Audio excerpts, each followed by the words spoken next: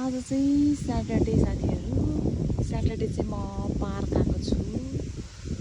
अनि पार्कमा चाहिँ आज चाहिँ त्यस्तो गर्मी छैन, कस्तो शीतल हावा चलिरहेको छ, मजाले हावा चलिरहेको छ। चाहिँ पार्कमा आएको छु।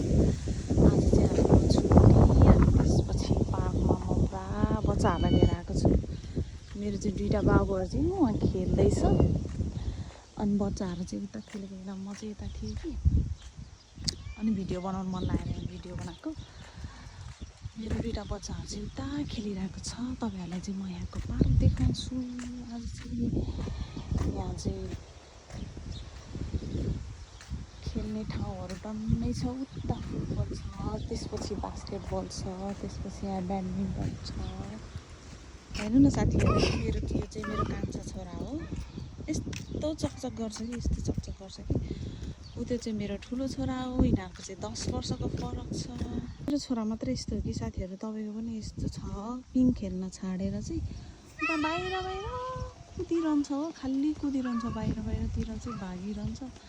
ऊ त्यहाँ चाहिँ कफी सप पनि छ, अनि आइसक्रिमहरू पनि बेच्छ कि। खालि आइसक्रिम किन्नु भन्छ क्या, त्यहीँ गएर आइसक्रिमको त्यो अगाडिको उस मात्रै हेरिबस्छ क्या। म घुम्न लिइरहन्छु कि, अनि त्यसपछि घुम्न लिएर आउँदाखेरि चाहिँ हैरान बनाउँछ।